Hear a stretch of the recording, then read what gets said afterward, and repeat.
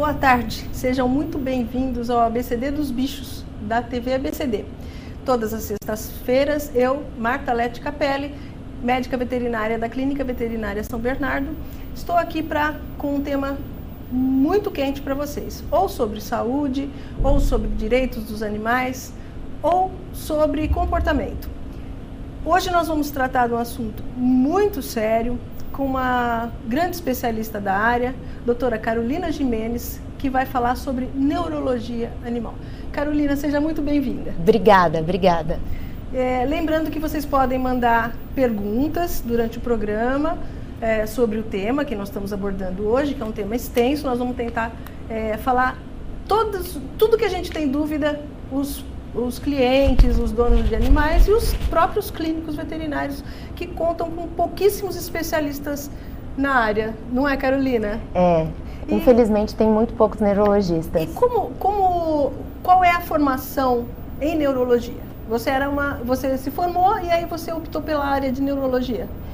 Isso, eu falo que é a neurologia que me escolheu, não fui eu que escolhi a neurologia, né? Porque eu encontrei um neurologista que é muito conhecido no Brasil inteiro e comecei a fazer estágio com ele desde o primeiro ano da faculdade. Então, gradativamente, durante 15 anos, eu fui vendo neurologia ao decorrer do tempo, porque não tem especialista na área de neurologia, não tem um curso de faculdade em neurologia. Então, mais ou menos, você tem que ser autodidata. E nem residência universitária? Não, também não tem. Especializada em neurologia, não tem. Como nos Estados Unidos, no exterior tem. Aqui no Brasil não tem ainda. E como os pacientes chegam até você? São encaminhados por clínicos ou a pessoa, eu vou levar meu cachorro no neurologista? Acredito que isso aconteça com menos frequência. Menos frequência. Então 90% é encaminhado, os outros 10% cai de paraquedas. Então eu estou fazendo uma consulta de clínica geral e o animal tem um problema neurológico, aí a gente acaba já fazendo esse link, né? E em linhas gerais, quais são os principais problemas neurológicos dos animais domésticos? Olha, a maioria das vezes o cliente vem com a queixa de convulsão. Convulsão, problemas de coluna, paralisias, né, que o pessoal agrega a derrames. Normalmente são esses os problemas. Mudanças comportamentais também? Também, mas é mais difícil. Normalmente o maior problema é convulsão mesmo. E qual a estrutura de um exame neurológico? O que você avalia no exame neurológico? Como que é feito? Primeiro você tem que fazer um bom exame clínico, um exame clínico geral, né? Porque eu acho que o animal é um todo, não é só a parte neurológica, e um agrega o outro. A parte neurológica, o exame neurológico você vai avaliar a parte mental, se a parte mental está íntegra, se o animal está responsivo ao meio, se ele tem dores, se você vê muito a parte da face, né? Então, paralisias, tamanho da pupila, se ele está conseguindo engolir direito, se ele tem paralisias faciais, enfim, a parte motora, então você faz ele pular de um lado, pular do outro, para ver a integridade do sistema neurológico. Nós, como clínicos, a gente observa que, assim, muitos animais, muitos cães sofrem ataques epileptiformes. Uhum. Eu diria que é mais do que no ser humano, porque a frequência é muito grande de animais que tomam anticonvulsivos ao longo da vida toda. Uhum. Existe alguma razão para isso, para essa frequência tão grande? Eu acho que a parte hereditária é muito frequente, principalmente nessa parte de canis. Então, muitas vezes, os animais, eles têm o gene da epilepsia, né? Que é a epilepsia idiopática, e eles continuam cruzando esses animais de forma errada. Deveriam ser retirados da linhagem, né? E não são retirados. Então, principalmente nessa parte de cruzamentos inadequados, é muito frequente. No entanto, existem vários tipos de epilepsia. Existe essa epilepsia hereditária, que vem dos pais, dos avós, dos bisavós, e vem também a epilepsia que é causada por algum motivo. Por um derrame, por um tumor, por uma infecção, que as pessoas muitas vezes acabam tratando só com o anticonvulsivante e não a causa principal do problema. E você pode citar algumas doenças que geram convulsão sem ser epilepsia pura? Tumor, né? Você tem a causa base. Por exemplo, uma doença que é muito frequente aqui no Brasil é a sinomose. ela causa uma encefalite, que é uma infecção no encéfalo, no cérebro, enfim. E ela acaba causando um foco convulsivo, uma feridinha no cérebro, e a partir dessa feridinha começa as descargas elétricas saírem desse local e o animal começa a ter ataques epiléticos, né? Um trauma, por exemplo, um atropelamento, quando ele é filhote, ele cai de cabeça. Não necessariamente ele vai ter a convulsão no momento e vai virar um epilético no momento. Pode ser depois de 2, 3 anos após o trauma e não necessariamente no mesmo momento. Certo. E eu cheguei a encaminhar alguns animais para fazer eletroencefalograma na clínica onde você fez estágio com o Dr. João Pedro. Isso. E há muitos anos não existe mais o exame. O eletroencefalograma... Desculpa. Carolina, era assim, muito imprescindível ou é mais... ele passa para um segundo plano hoje, o eletroencefalo? Olha, eu falo que todo exame diagnóstico é muito importante, mas o eletroencefalograma ele é um pouco complicado porque os dados que ele te fornece é muito parecido com os dados que o exame neurológico te dá. Então, no exame neurológico você sabe exatamente a localização da lesão. Para o eletro dar alterado, o animal precisa ter basicamente uma lesão estrutural grande, que o exame neurológico te dá, onde é essa lesão estrutural, que é uma lesão que ocupa espaço. Ou então o animal tem que ter uma convulsão durante o exame. Tanto é que nós fazemos medicamentos que provoquem a convulsão durante o eletroencefalograma. E é um exame com anestesia geral. Então eu diria que o eletro hoje em dia é um exame secundário. Entre um eletro com anestesia geral e uma ressonância ou uma tomografia, eu acredito que a ressonância e a tomografia sejam mais importantes. É outra coisa que eu ia falar para você, sobre a tomografia e a ressonância magnética, vocês costumam usar bastante? Muito. Hoje, eu diria que a neurologia não funciona sem a ressonância magnética e também a tomografia, mas a ressonância é muito mais importante para a gente do que a tomografia. Em seres humanos, existe a ressonância magnética funcional, que ou o paciente recebe estímulo de imagens e dá alteração. No cachorro é impossível fazer isso, né? Porque eu acho tem que sedar, né? Não, tanto a ressonância quanto a tomografia é com anestesia geral, né? Não tem jeito, porque para fazer essas imagens o animal tem que ficar totalmente imóvel, senão a sequência tem que começar toda de novo. E cada sequência dura 40 minutos. Então é impossível ele se mexer, não tem como. Pra gente já é difícil, né? Já é difícil. É terrível, e ainda mais com aquele barulho, né? Que faz um barulho muito grande, eles se assustam, não tem como. Então fazer essa ressonância funcional é impossível também pelo custo. É um custo, esse tipo de aparelho é um custo muito grande, muito alto. Agora, existem tomógrafos em universidades que por exemplo, você pode encaminhar para fazer um exame, por exemplo, no tomógrafo da USP. Sim. Existem... Que é um pouco mais em conta.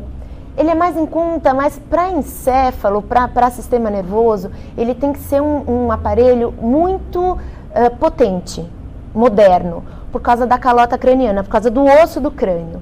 Então, para a tomografia conseguir atravessar, porque a tomografia ela capta osso muito bem. Então, para conseguir atravessar essa calota craniana, não causar nenhuma alteração que não seja real, que a gente chama de artefatos, tem que ser um tomógrafo bem caro.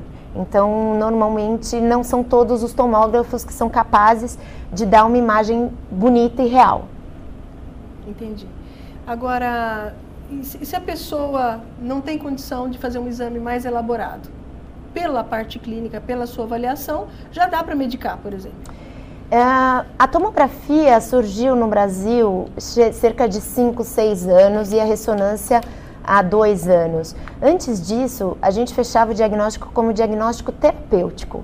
Então, a gente suspeitava de uma doença, fazia o tratamento, ia retirando as medicações devagarinho e aí era suspeita diagnóstica de. A gente nunca conseguia comprovar antemorte, né, antemortem, antes do animal virar óbito, que doença que era. Era muito raro. Então, a gente tratava muitos sintomas também. E hoje em dia a gente tem meios de diagnóstico tão modernos que a gente consegue brincar um pouco mais de neurologista. Tá certo. E as doenças infecciosas, você já citou a sinomose. Queria que você discorresse um pouco sobre quais doenças infecciosas no cão e no gato podem dar alterações neurológicas. Bom, no cão a principal realmente é a sinomose, né? Que é um vírus, é uma doença viral. Mas a gente também tem as bacterianas, que são mais difíceis, a fúngica, que ela é mais comum principalmente no interior, onde os animais têm mais contato com terra, né? E também aqueles animais que têm contato com fezes de pombos, de pássaros. Seria o que? Criptococose? Criptococose, que é extremamente grave, né? A criptococose, ela pode também causar pneumonias gravíssimas. Mas as encefalites infecciosas, fora a sinomose, pelo menos aqui na cidade de São Paulo, elas são muito difíceis. Não é a primeira opção. E em gatos, a gente observa no dia a dia da clínica que algumas doenças sistêmicas, né? Principalmente a PIF é a principal delas. Também dão uma certa, né, deambulação. Sim, sim.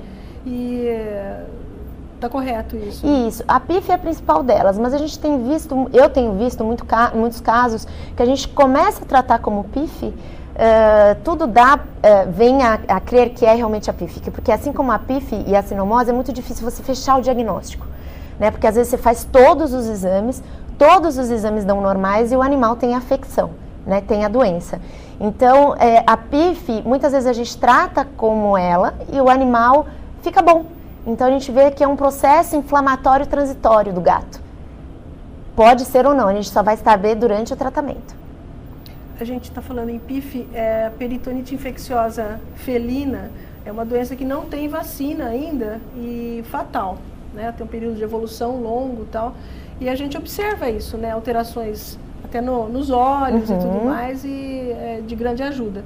Agora, muitos gatos com parasita, com micoplasma, a gente observa também que eles desenvolvem alguns sintomas neurológicos. Você diria que assim é associado à doença ou pode ser de outro fundo, que como seja um gato mais exposto, ele tem eu procuraria outra causa.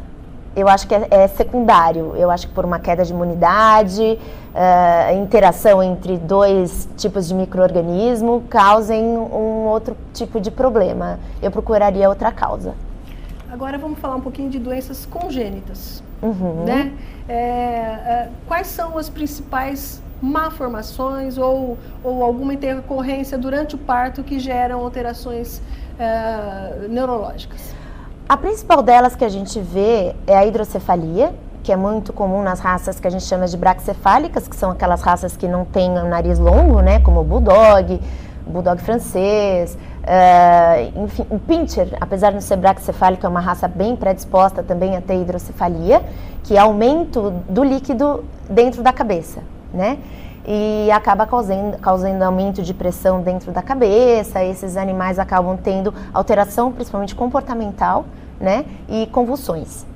Outra doença muito comum é um problema no fígado, que a gente chama de shunt porte-sistêmico, que é um vaso anômalo no fígado, onde as toxinas da digestão deveriam passar pelo fígado para ser eliminadas pela urina. E por esse vaso anômalo estar naquele local, essas toxinas da digestão vão para o cérebro direto, causando alterações neurológicas também.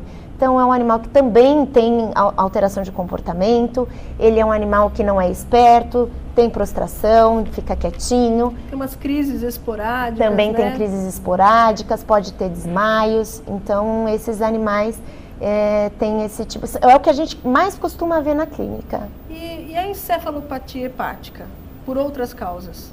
Então, a encefalopatia hepática a gente também pega, não é causa é difícil ser congênito ou hereditário, a gente pega principalmente no animal mais velho, né, que tem, por exemplo, vira uma cirrose hepática que Agora, o shunt já é uma coisa desde pequeno, congênita. É uma coisa congênita. E esse animal vai se tornar um animal cirrótico muito... vai evoluir para uma cirrose hepática muito rápido, né? Então, ele não é um animal que vai viver 10, 12 anos. Agora, todo filhotinho que tem a fontanela aberta, a moleira, né, gente, que não fecha, ele deve ter alguma alteração neurológica?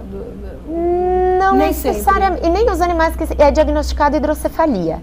né? Então, muitas vezes a gente faz uma ressonância, ultrassom animal, tem hidrocefalia e não tem alteração neurológica. Então, não é porque ele tem hidrocefalia que ele vai ter alteração neurológica. Muitas vezes essa hidrocefalia ela é compensatória. O organismo, o cérebro, se adapta a ela. Então, a gente pega muitas vezes como um achado clínico. Então, faz parte daquele animal. Então, se a gente, por exemplo, pegar 10 Yorkshire, 5 vão ter hidrocefalia. Assim como vão ter luxação de patela, outras alterações congênitas. Mas não necessariamente eles vão ter sinais clínicos por causa disso. Então, a fontanela aberta, o cão ele nasce com ela fechada, né? Mas ela pode vir a fechar no futuro ou não. Mas tem que ficar observando, atentos, claro, né? Tem que ficar atento. Eu vou pedir uma licença para a Carolina, a gente vai para um rápido intervalo, voltamos já já, não saia daí.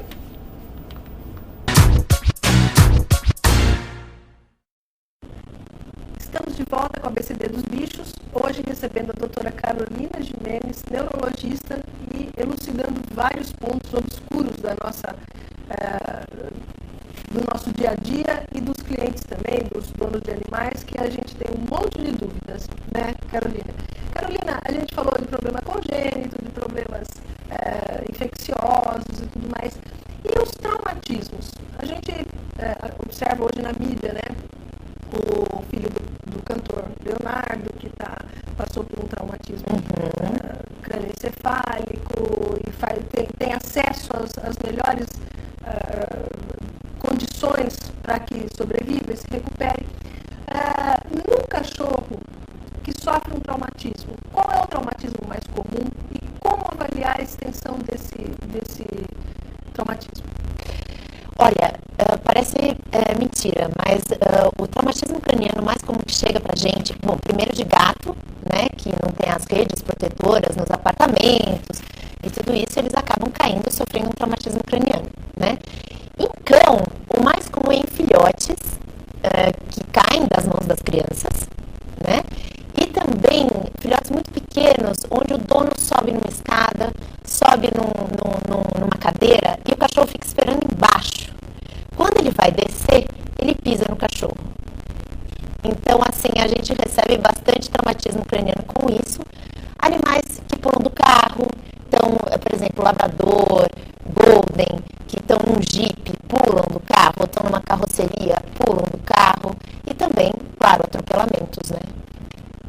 Gato que cai de prédio é muito frequente. É frequente e atropelamento também. Tanto atropelamento quanto trauma por cair de prédio. E como você faz essa avaliação da extensão, do grau de lesão que o animal apresenta? Eu falo que o exame neurológico ele é soberano. Tanto é que muitas vezes o exame neurológico está muito mais brando do que o próprio exame de diagnóstico por imagem. Então, às vezes, o diagnóstico por uma ressonância, uma tomografia, ela está muito feia, mas o quadro clínico do animal está mais brando. É nesse que você tem que confiar. Eu falo que a clínica ela é soberana. Então, você faz o exame neurológico, sabe a porção do encéfalo que foi comprometido? O encéfalo, ele não é só tem cérebro, tem outros órgãos dentro dele que as pessoas não sabem. Então, tem o tronco cerebral, tem o cerebelo, a medula espinhal, né? Tudo isso é sistema nervoso. Então, o encéfalo em si, ele é composto de cérebro, tronco encefálico, o tronco cerebral e cerebelo. E através do exame neurológico, eu consigo saber qual porção foi afetada e qual a gravidade do quadro. Porque às vezes a gente recebe na clínica animais politraumatizados e a gente nota, por exemplo, diferença de tamanho das pupilas. A gente sabe que tem uma lesão séria, né? Claro que os exames de imagem para a gente aqui no ABC são bem complicados. A gente não tem tanto acesso e a população de baixa renda também não tem acesso por uma barreira econômica. Claro. Mas geralmente são casos graves. Geralmente são casos graves. A gente tem que fazer exame neurológico várias vezes ao dia, medicamentos para diminuir a pressão intracraniana, para diminuir a possibilidade de hemorragias, né? E tudo isso, o controle de convulsão, se no caso o animal tiver, né? Tudo isso é muito importante. E o bom é que o cão e o gato, principalmente o gato, né? Filhotes, eles se adaptam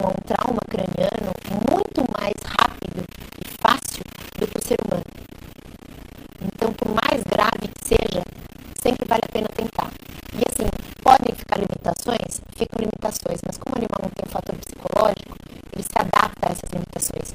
E ele vai ser tão feliz quanto com essa limitação, quando se não tivesse essa limitação. Não tem noção da gravidade, não tem autopiedade também. Claro, lógico. O ser humano.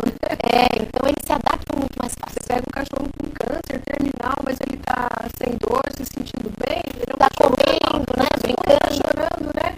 E o cachorro tá numa boa, né? Exatamente porque tá sem dor, tá tudo bem. Claro. E agora, acredito que esses casos, por exemplo, não vão. Os casos que chegam para os clínicos, geralmente é emergencial. Uhum.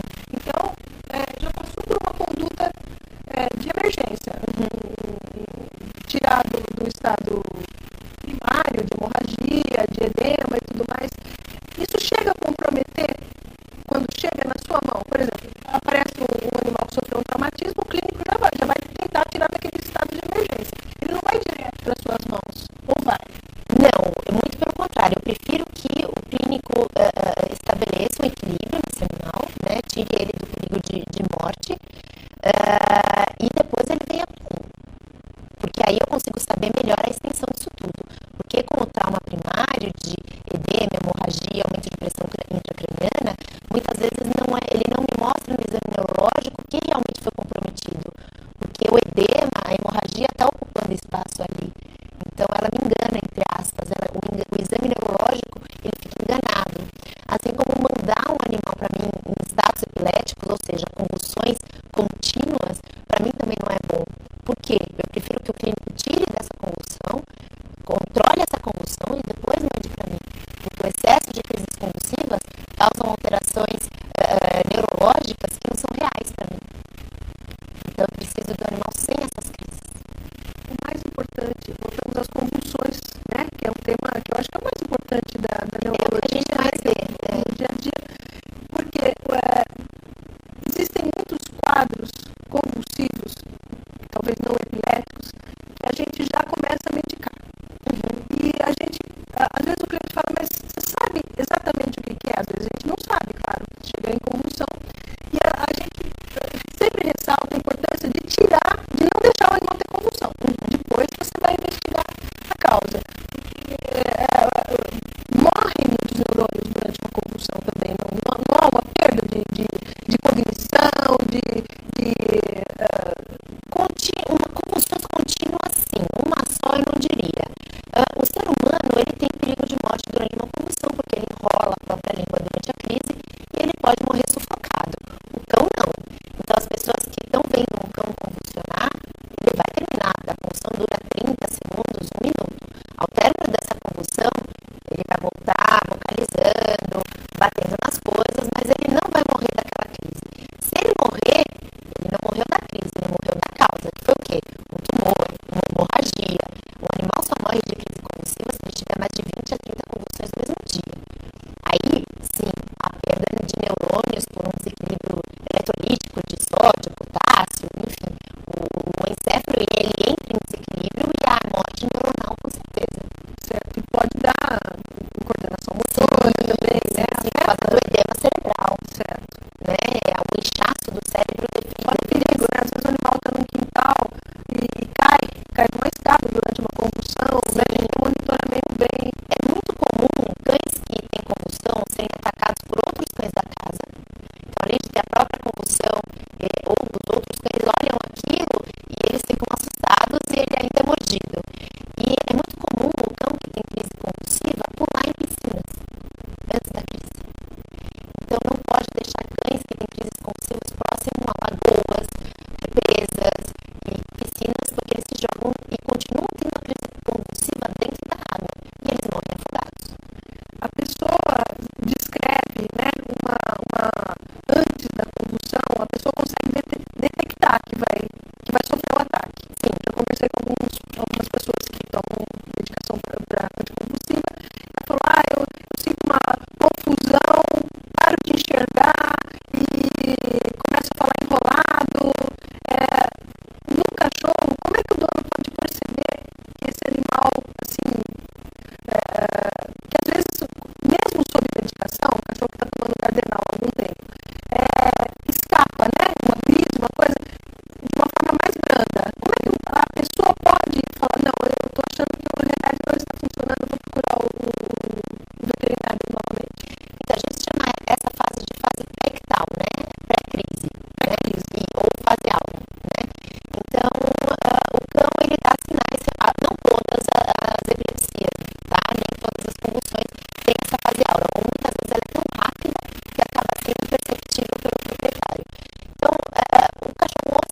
debaixo da cama, né? Ou ele procura um proprietário. Essa fase áurea, ela pode durar de minutos, segundos, às vezes até dias. O animal fica mais arredio, ou às vezes fica mais agressivo, com um olhar diferente. Então, seria qualquer alteração de comportamento que não fossem contrações musculares, que aí já seria a convulsão propriamente dita. Existem milhares de tipos de crises convulsivas. Não é só aquela generalizada de grande mal que a gente conhece, que é se debater, babar, defecar, urinar. Existe, por exemplo, o fato de caçar mosca sem ter mosca. É um tipo de convulsão, né? A gente tem também muito comum em gatos a corrida histérica. O gato sai correndo e bate numa parede, por exemplo. Isso também é uma crise convulsiva. Então, existem vários tipos de crise convulsiva. Focal generalizado. Existe também. Também existe. Simplesmente desliga. Apaga também. E aí pode ser confundido com uma anóxia por causa do coração? Sim, isso é muito comum. Isso é muito comum. Na clínica a gente às vezes vê isso daí, né, no dia a dia.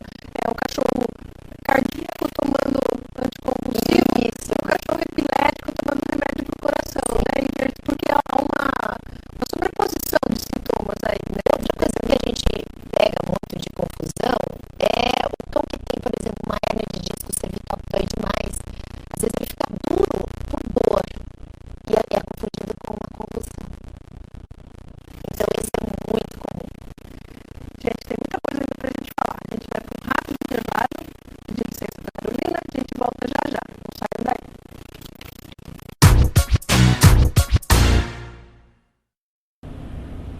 Estamos de volta com a ABCD dos Bichos, um programa que trata da saúde, do comportamento e dos direitos dos animais. Hoje temos o prazer de receber a doutora Carolina Gimenez, neurologista, e vamos continuar nosso papo. Carolina, eu queria... muitas dúvidas os clientes, né, os donos de animais têm quanto às doenças senis. Né? Hoje os cães estão com melhores qualidades de alimentação, de exames, mais preocupação dos donos de procurar um profissional, especialistas em cada área, né? Então hoje, por exemplo, um clínico, ele não vai se meter a fazer uma quimioterapia, porque hoje os oncologistas estão muito adiantados. Assim como o tratamento neurológico, hoje, os clínicos não têm mais condição de se aprofundar tanto. Então, hoje nós contamos com esses especialistas exatamente para poder dar um tratamento muito mais elaborado para os nossos animais. Mas com a idade, eu tenho pacientes, cães, hoje tem vários com 17, 18, 19 anos. E gatos com 20, 23 anos. Né? Antigamente, quando aparecia um cachorro com 16, a gente já achava que já estava velho demais, né? E hoje eles estão realmente vivendo mais, apresentando diabetes, dá tempo de surgirem muitos cânceres e tudo mais. E do ponto de vista neurológico, quais são as doenças mais comuns no idoso?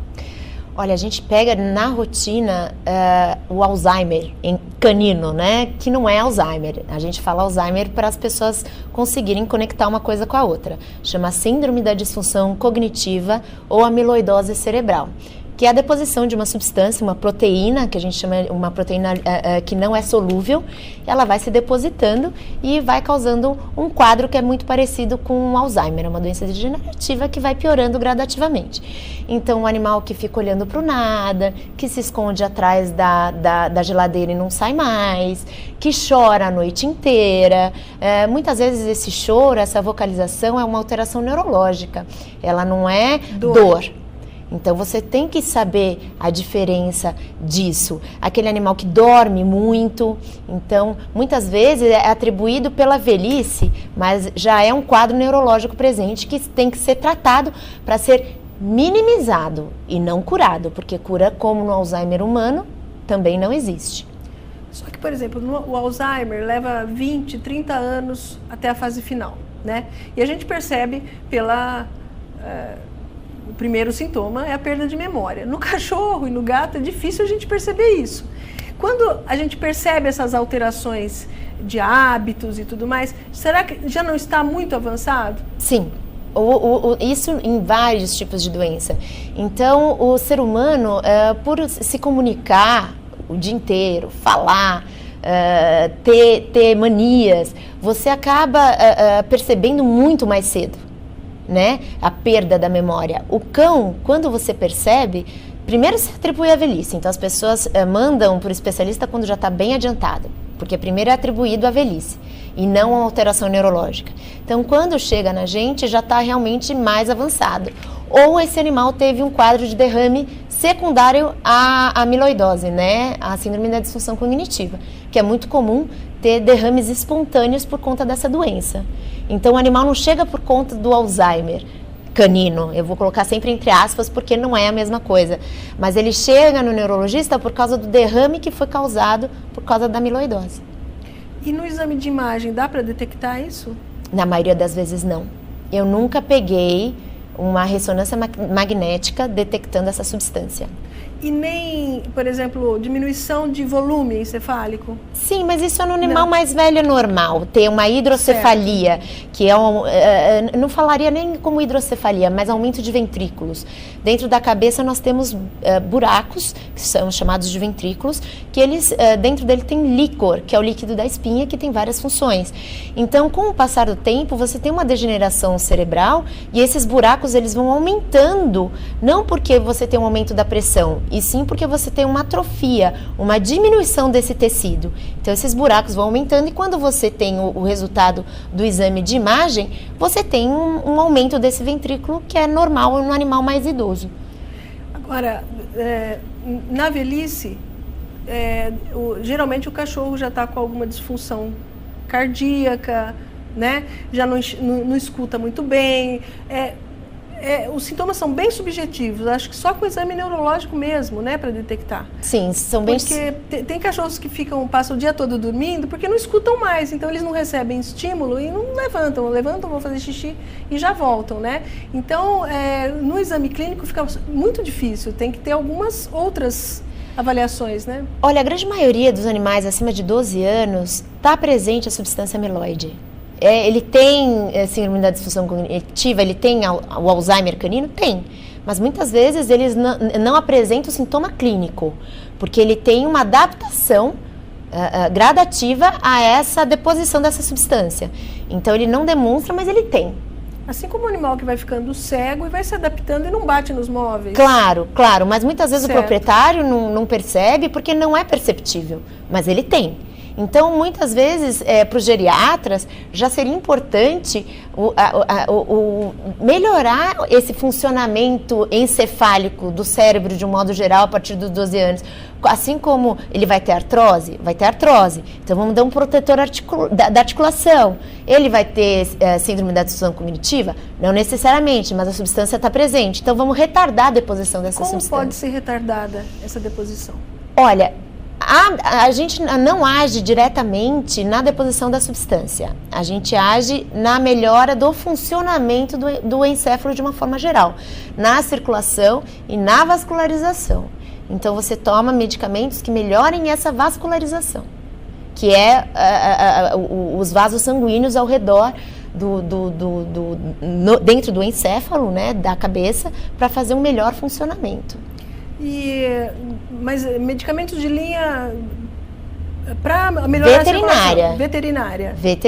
Certo. Então, medicamentos humanos não. Ginkgo biloba, por exemplo. Tá. Mas assim como não tem dose, não tem nada, porque ginkgo biloba também tem seus efeitos colaterais, tudo tem que ser dado pelo próprio médico veterinário. E é um medicamento que ele não vai fazer o efeito na hora. Você não vai dar, por exemplo, e daqui 2 dias ele vai estar melhor. É uma medicação que vai fazer efeito depois de 30 a 40 dias.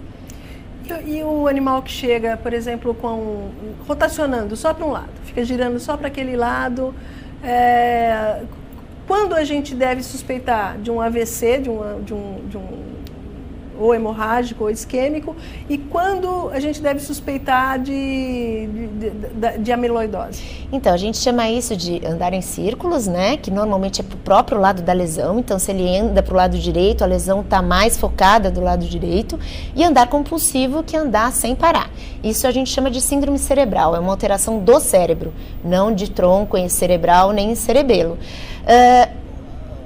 Na neurologia, a gente trabalha muito com idade, possibilidades diagnósticas segundo a idade do cão e a raça, né? Então, por exemplo, um animal de 2 anos não vacinado que está andando para o lado direito sem parar, possivelmente ele tem uma encefalite, né? Ele tem uma sinomose, uma criptococose. Um animal de 16 anos, então ele pode ter tido um derrame, ele pode ter a síndrome da disfunção cognitiva, que é o Alzheimer canino, né? Ou ele pode ter um tumor. Eu só vou saber diferenciar isso com um exame laboratorial. Com o exame de imagem, que seria uma ressonância ou uma tomografia. Senão eu não consigo diferenciar. E é muito importante a diferenciação, porque um tumor, o tratamento é totalmente diferente de um Alzheimer canino. E no caso de um tumor, existe cirurgia, existe a figura do neurocirurgião? Existe. Aqui no Brasil é um pouco mais difícil, porque nós não temos UTI especializadas pós-cirúrgicas. Então, por exemplo, um tumor benigno, que é muito comum em gatos, que chama meningioma, ele normalmente está presente na periferia do encéfalo, né? Da cabecinha. Então, daria para fazer a retirada e aí seria curativo. Nos Estados Unidos, eles chegam a fazer a radioterapia para diminuir o tamanho e fazer a retirada cirúrgica. Mas a gente até faz a cirurgia neurológica, mas muitos animais vêm a óbito depois pela falta da UTI especializada. Do suporte pós-operatório. Então, eles morrem de infecção generalizada, aumento de pressão intracraniana, fora que é caríssimo você fazer uma cirurgia dessa. Então, infelizmente, aqui no Brasil, cirurgia de encéfalo, ela existe, mas ela ainda é muito difícil. São pontuais os profissionais que fazem e têm sucesso nessa cirurgia. Existem? Existem. O Dr. Rodrigo, do Provet, oncologista, né, que ele esteve aqui já no programa, ele falou que eles estão tentando fazer tumor de hipófise. Ainda não conseguiram, né, estão em fase experimental. Mas ele falou exatamente isso, né? Tem que ter um suporte, claro, de UTI, de intensivistas muito, muito elaborado, né? O que falta? Essa logística pós-operatória ou, por exemplo, falta microscópio, falta isso. Instrumental, falta... É tudo muito caro. Então, uma cirurgia de encéfalo... Coluna é feito na rotina. A cirurgia neurológica, eu estou falando para você que é muito difícil, é de encéfalo, é de cabeça.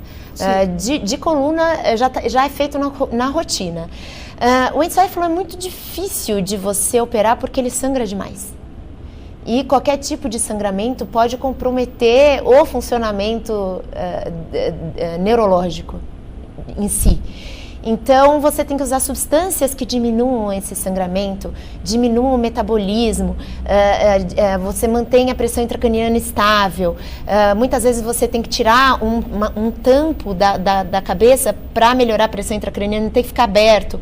Então, você tem que ficar num meio totalmente asséptico, ou seja, que não tem nenhum tipo de bactéria para causar infecções. Muita complicação. Então, é muito complicado. E nós não temos esse tipo de estrutura aqui ainda no Brasil. Então, quando é feito, ou é uma coisa muito simples que deu certo, mas coisas muito complicadas eu nunca vi dar certo. Tá certo.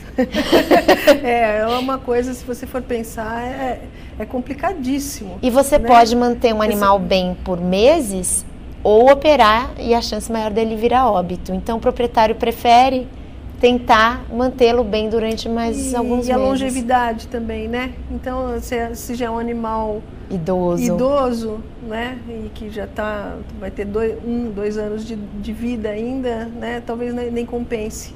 Né? Eu tratei um gato, o Skimmer. Ele passou comigo com 15 anos com um meningioma grande. Ele viveu até os 20 com o meningioma. Então, com as suas limitações, claro. Então, se ele tivesse operado o meningioma dele, ele teria sobrevivido esses 5 anos com qualidade de vida? Então tudo eu falo que é custo-benefício, né? Claro. E como é que você avalia, por exemplo, esse gato, quando ele manteve esse tumor por anos, né? Tem dor de cabeça? Tem alucinação? É difícil, né? É difícil a gente saber. Normalmente a gente vê mais parte comportamental, que você vê uma alteração maior, né? Você não consegue ver alteração de comportamento muito leve como você vê em ser humano, porque você conhece muito bem a pessoa e as pessoas falam. O animal não fala, então você vê em alterações de comportamento como agressividade ou prostração, né, de ficar muito amuado, quieto, ou você vê principalmente alteração locomotora. Então você vê labirintite, tetraparesia, que é ficar totalmente paralisado. Então você acaba vendo a melhor ou pior através desses sinais. E você trabalha com profissionais paralelamente? Por exemplo, fisioterapeutas, na recuperação de um animal, por exemplo? Sim, isso é fundamental. Então, fisioterapia, acupuntura, tudo isso faz parte do processo de neurologia. O neurologista não trabalha sozinho, é sempre uma equipe. A doutora Carolina Gimenez, ela tem uma clínica onde ela atende diariamente, né? É a Vila Cane, www.vila.com.br, e conta com um hall de especialistas de diversas áreas. E o tempo está acabando, Carolina, o tema é muito extenso, tem coisas assim de ponta que os clínicos não têm condição de acompanhar, né? Então, só tem uma dúvida. Um animal que está sob sua supervisão, ele pode fazer acompanhamento com o clínico dele, fazer visitas periódicas? Porque as pessoas têm um pouco de medo de, mas eu vou ter que voltar toda semana. O especialista, claro, o custo é maior.